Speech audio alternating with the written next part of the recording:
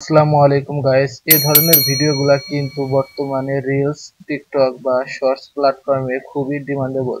এই ধরনের video make করে কিন্তু আপনার সোশ্যাল মিডিয়াকে, সেটা ইউটিউব অথবা ফেসবুক বা টিকটক যেটাই হোক না কেন, সেই জায়গা থেকে আপনি কিন্তু নিজের একটা অবস্থান তৈরি করতে পারবেন খুব সহজে।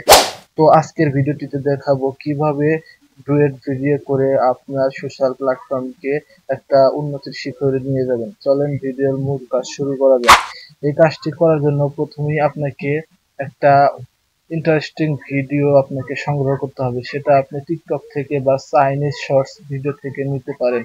আমার রিকমেন্ডেড থাকবে চাইনিজ ভিডিও থেকে, চাইনিজ প্ল্যাটফর্ম থেকে ভিডিওগুলো সংগ্রহ করা, কারণ টিকটক থেকে ভিডিওগুলো নিয়ে যদি আপনি এরকম ভাবে টুইট করেন তাহলে কিন্তু কপিরাইট আসার সম্ভাবনা থাকে।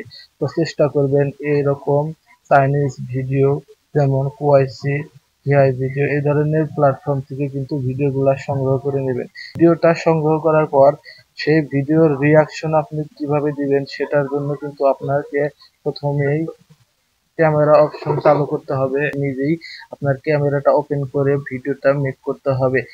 অবশ্যই খেয়াল রাখবেন আপনার ভিডিওটা মেক করার সময় যেন আপনি ঘরের ভিতর করলে পর্যাপ্ত লাইট থাকে এবং বাইরে থাকলে আপনার মুখটা যেন ক্লিয়ারলি দেখা যায়।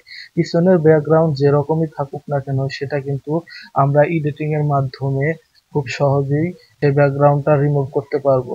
তো চলেন কিভাবে সেই কাজটি করব। বর্তমানে এডিটিং এর সবচেয়ে ভালো সফটওয়্যার হচ্ছে ক্যাপকাট। আপনারা জাস্ট এই ক্যাপকাটটা প্লে স্টোর থেকে নামিয়ে নেবেন।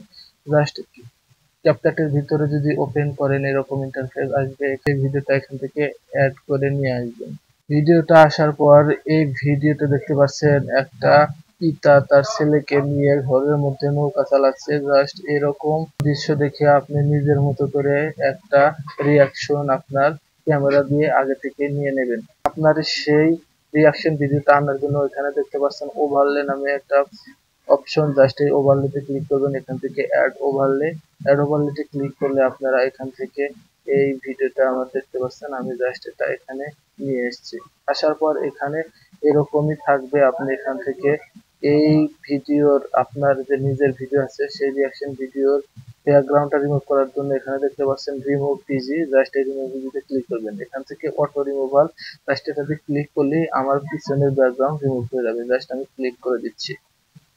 ওকে, কিছুক্ষণ ওয়েট করার পর আপনার ভিডিওর ব্যাকগ্রাউন্ড রিমুভ হয়ে যাবে। জাস্ট আপনারা এটা এখান থেকে এরকম ভাবে একটা কর্নারে দিয়ে দিবেন এবং এটা আপনি কম বেশি করে নেবেন কোথায় কি সমস্যা হয়েছে। জাস্ট আমি এখানে এটা কেটে নিচ্ছি। জাস্ট এখান থেকে ডিলিট করে দিচ্ছি।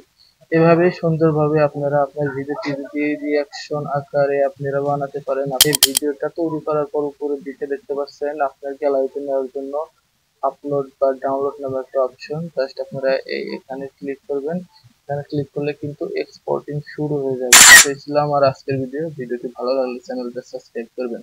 দেখা হচ্ছে এরকম ইন্টারেস্টিং নেক্সট কোনো ভিডিওটিতে। সে পর্যন্ত সকলে ভালো থাকবেন। আসসালামু আলাইকুম।